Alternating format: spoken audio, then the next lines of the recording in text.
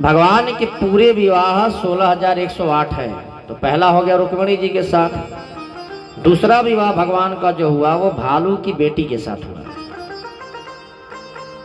बोले भालू की बेटी? हाँ।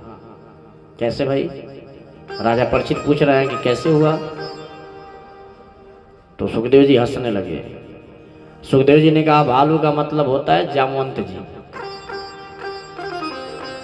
तो जामवंत जी की पुत्री के साथ इनका विवाह हुआ। कैसे हुआ महाराज? बोले भगवान के ऊपर भी कलंक लगा, बहुत बड़ा कलंक। जैसे हमारे आपके ऊपर कलंक लग जाता है ना, उसी प्रकार भगवान के ऊपर भी एक बार कलंक लग गया था।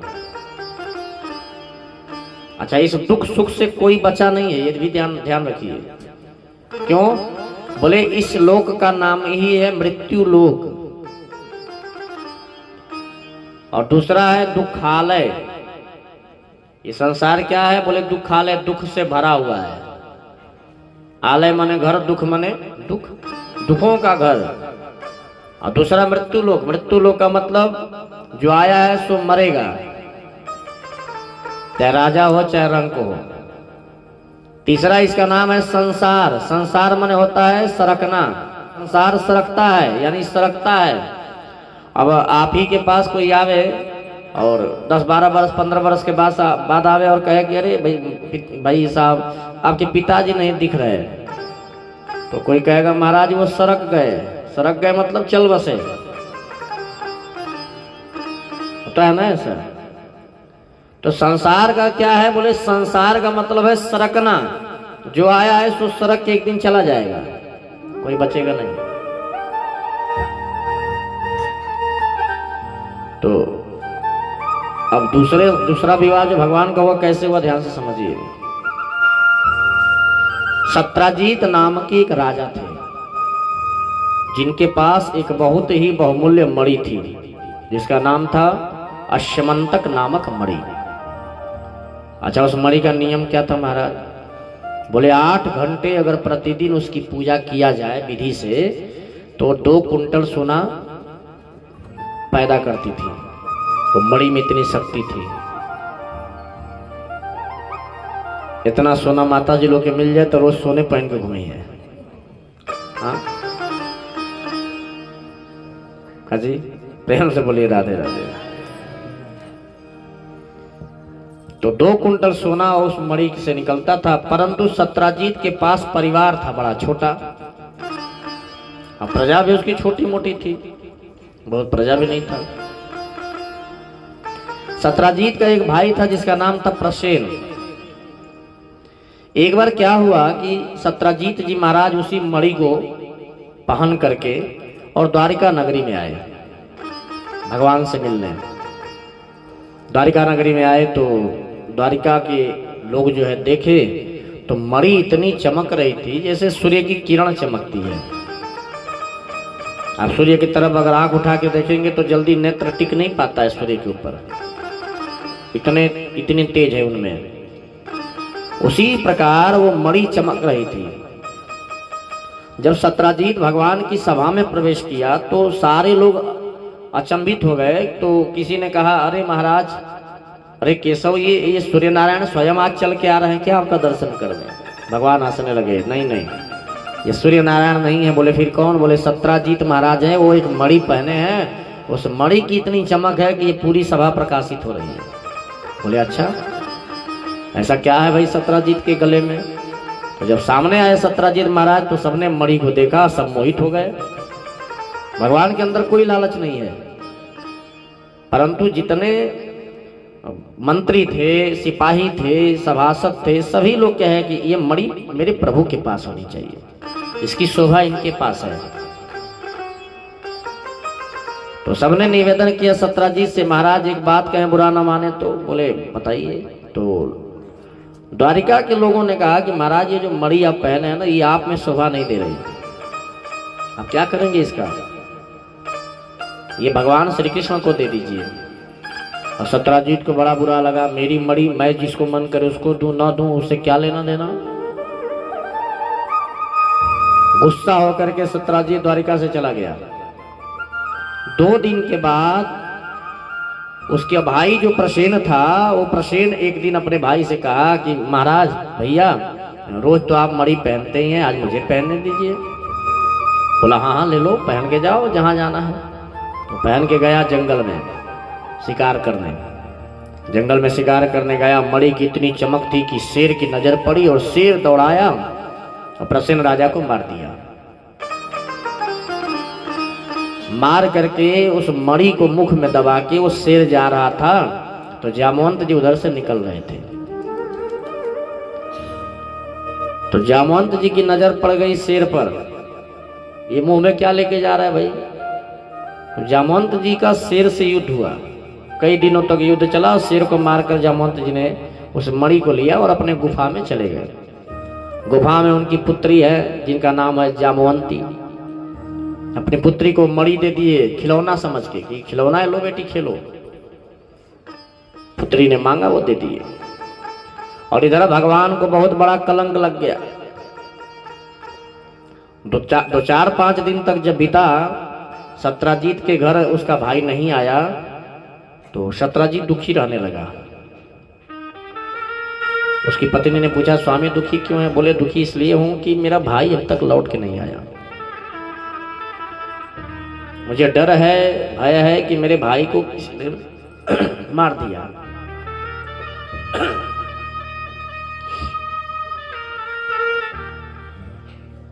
तो उनकी पत्नी ने पूछा कि किसने मारा होगा? सत्राजीत ने धीरे से कहा कि मुझे हो न हो संदेह यही हो रहा है कि मेरे भाई को कृष्ण के आदेश से मारा गया है, क्योंकि कृष्ण की लोगों की नजर मेरे मणि पर था, इसलिए हो ना हो। पर भाई कंफर्म नहीं है, लेकिन है ऐसा ही कि कृष्ण ने ही मेरे भाई को मरवाया है। पर देखो देवी, ये बात बताना मत किसी को, फूटना नहीं चाहिए ये बात। अरे स्वामी जी कैसे बताऊंगी, आप क्या बात करते हैं? अच्छा ठीक है भाई। अब 2 दिन तक तो किसी तरह पचा के रखी। 2 दिन के बाद हालत खराब, कैसे पचाए, कैसे पचेगा?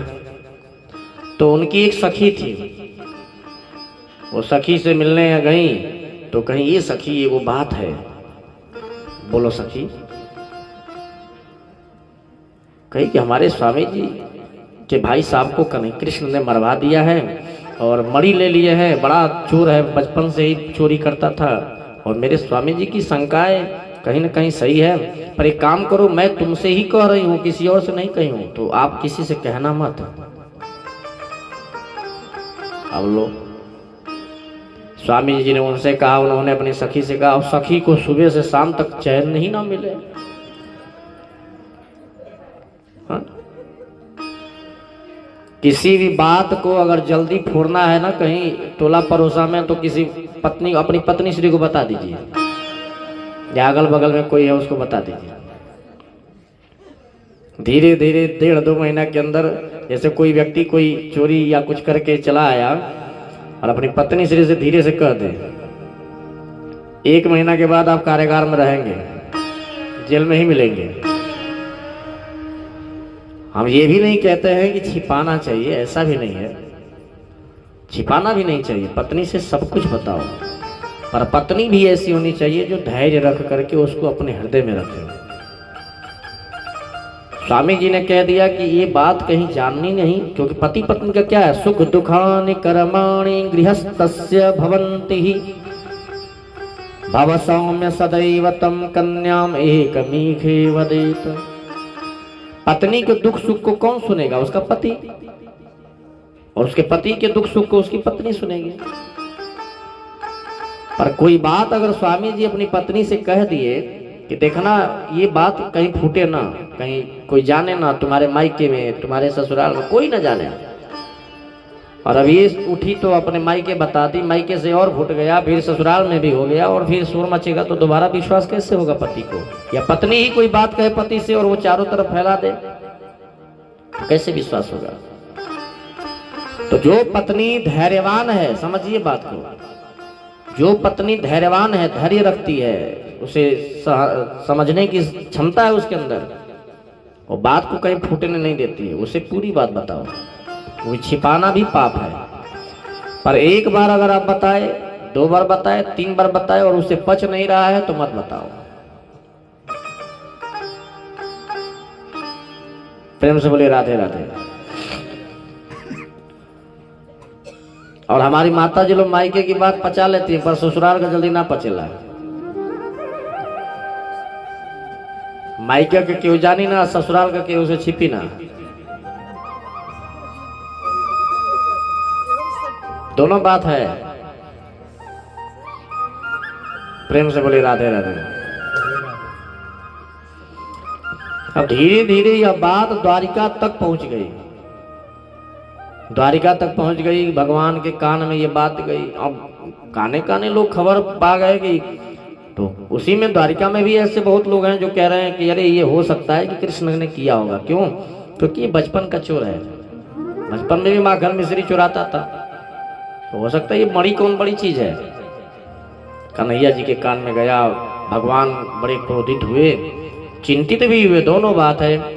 चिंतित इसलिए हुए कि इतना बड़ा कलंक, जिस चीज को मैं लिया नहीं उसकी चोरी लग गई। गर्गाचार्य महाराज जी के पास गए, महाराज आप मेरी पहले कुंडली देखिए, इतना बड़ा कलंक क्यों लगा?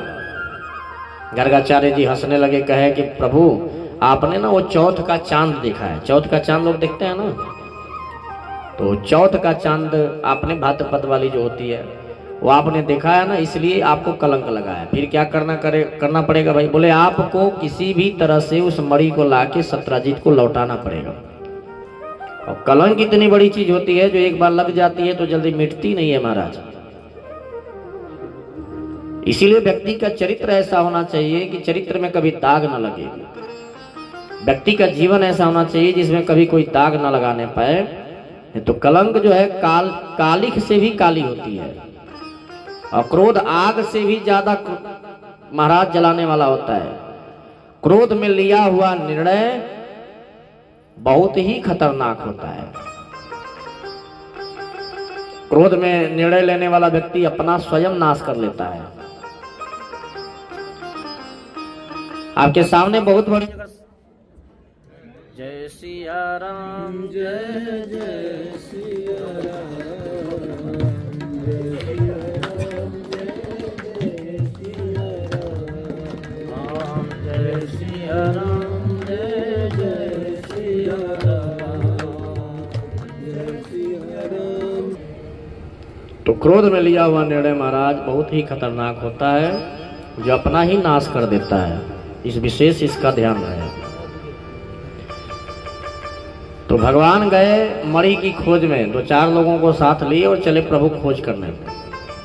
जब जंगल में गए तो सबसे पहले देखा प्रभु ने कि प्रसेन का जो शरीर है वो पड़ा हुआ है, और वहां शेर के पंजों का निशान है।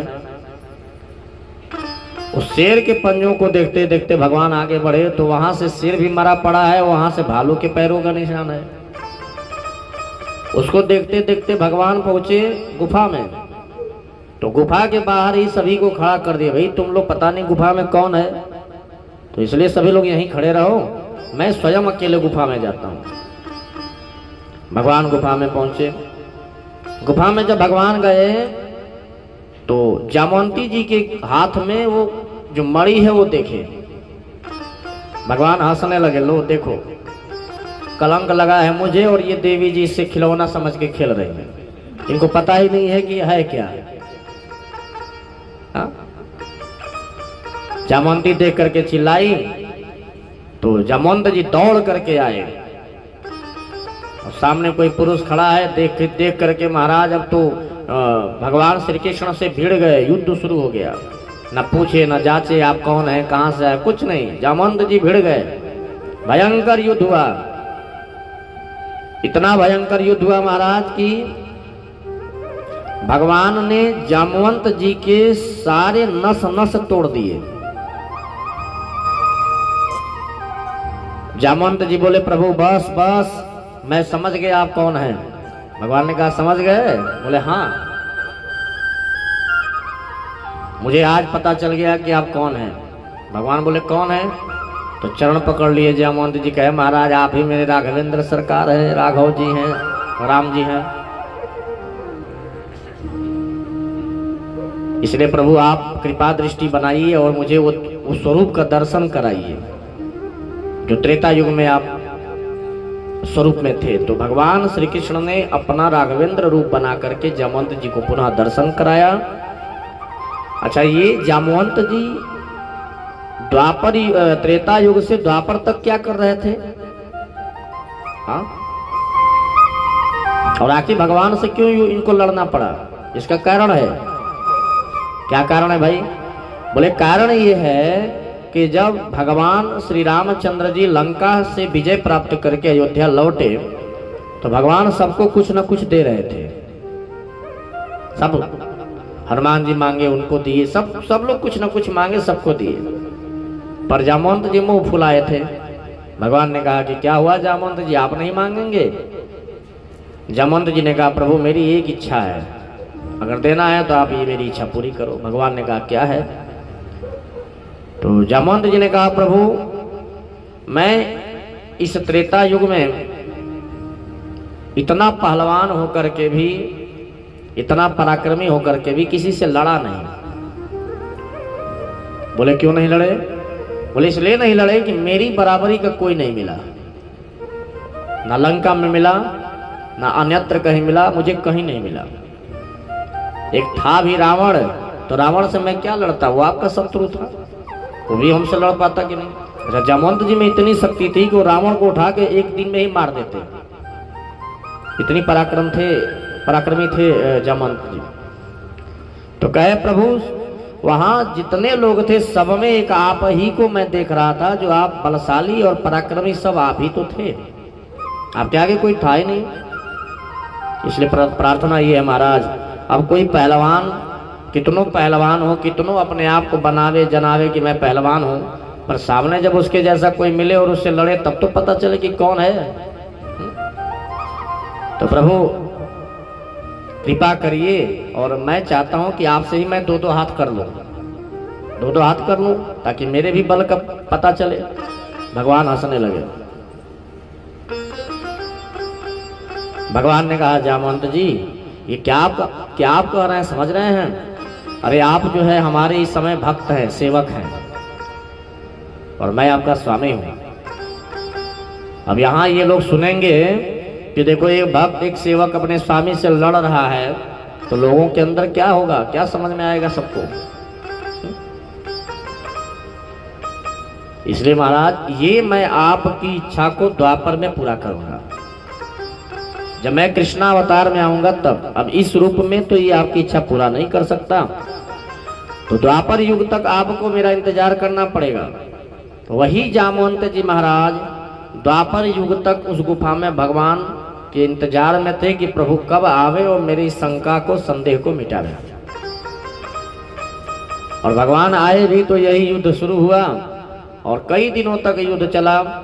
नस नस जब जामवंत जी के टूट गए, जामवंत जी हार गए, जामवंत जी चरण पकड़ लिए भगवान के, तब भगवान ने अपने रूप का दर्शन कराया।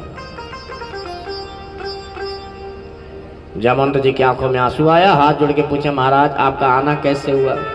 बोले दो कारण है। एक कारण तो ये है कि आपको दिया हुआ वचन मुझे पूरा करना था, और दूसरा कारण ये है कि जो आपकी बेटी लेकर के ये मणि खेल रही है, ये मणि इसकी नहीं किसी और की है, और इसी कारण मुझे बहुत बड़ा कलंक लगा है। तो आप मुझे मणि दे दीजिए, फिर मैं यहाँ से चला जाता हूँ। जामवंत जी ने कहा स्वामी अब मैंने अपनी पुत्री को ये मणि दे दिया है, और जो चीज पुत्री को एक बार दे दिया जाता है उसे लिया नहीं जाता है। जैसे बेटी का विवाह लोग करते हैं तो जो दे देते हैं बेटी को उसे लेते थोड़े हैं दोबारा। तो मैंने दे दिया है, अब मैं लूंगा नहीं इसे। हाँ एक काम मैं कर सकता हूँ। बोले क्या? बोले आपको मेरी पुत्री से विवाह करना पड़ेगा, और अगर आप मेरी पुत्री का से विवाह कर लेते हैं तो मैं दहेज स्वरूप ये आपको उपहार दे दूंगा। मेरी बेटी भी आपकी हो जाएगी, और बेटी के ऊपर जो शरीर पर जो चीजें हैं या उसके हाथ में वो सब आपका हो जाएगा। भगवान हंसने लगे अच्छा, और कहे कि प्रभु अब मैं रह के भी क्या करूंगा, यहाँ मुझे ध्यान तपस्या में लीन होना है, अब इस बेटी को कौन संभालेगा, तो आपके हाथों दे देता हूँ। तो जामवंत जी ने अपनी पुत्री का हाथ प्रभु के हाथ में देके वही कन्यादान कर दिया। मणि भी मिल गई, भगवान बड़े गदगद हुए। दूसरा विवाह भगवान का हुआ जामवंती जी के साथ। अब सुनिए, तीसरा विवाह भगवान का हुआ किसके साथ? अच्छा, मणि पा करके भगवान जब आए, सत्राजीत को मणि देने लगे, तो सत्राजीत महाराज मणि तो ले लिया पर बड़ा लज्जित हुआ, बहुत लज्जित हुआ सत्राजीत। मणि ले लिया, बड़ा लज्जित हुआ। तो जितने द्वारिका के लोग थे और सत्राजीत की प्रजा में रहने वाले भी लोग थे, सब सत्राजीत को गाली देने लगे। अरे ये दुष्ट, ये द्वारिकाधीश को चोर समझ बैठा था। अच्छा, ये जो समाज है ना, ये कब रूप बदल लेना बहेलियों की तरह कोई नहीं जानता। हमारा समाज ना, कभी कभी समाज में कुछ ऐसे भी लोग हैं जो गिरगिट की तरह रूप बदलते हैं। अभी कहेंगे कुछ और अभी कुछ और हो जाएंगे, तो इनसे बड़े सावधान रहना चाहिए। अब देखिए, भगवान की प्रजा में रहने वाले लोग पहले तो भगवान को कोस रहे थे कि इन्होंने जरूर चुराया होगा, और जैसे ही मणि मिल गई सो सत्राजीत को कोसने लगे। देखो, ऐसे भगवान को लगा दिया, ये मूर्ख है, पागल है, गाली देने लगे लोग। अब सत्राजीत का निकलना दुश्वार हो गया, घर से निकल नहीं पाता था। जहां निकले तहां लोग गाली दे रहे, अरे दुष्ट, तूने द्वारिकाधीश को चोर बनाया।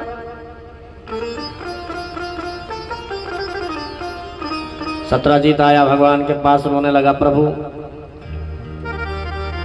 मणि मेरे पास नहीं थी, तब तक तो चैन से मैं था, अब तो मणि आ गई, हालत और खराब हो गया। जहां निकलता हूं वहां लोग गाली देते हैं, फिर क्या होगा भाई? बोले कृपा करो महाराज, ये मणि आप ही ले लो, आप ही रखो। भगवान ने कहा मैं मणि नहीं ले सकता।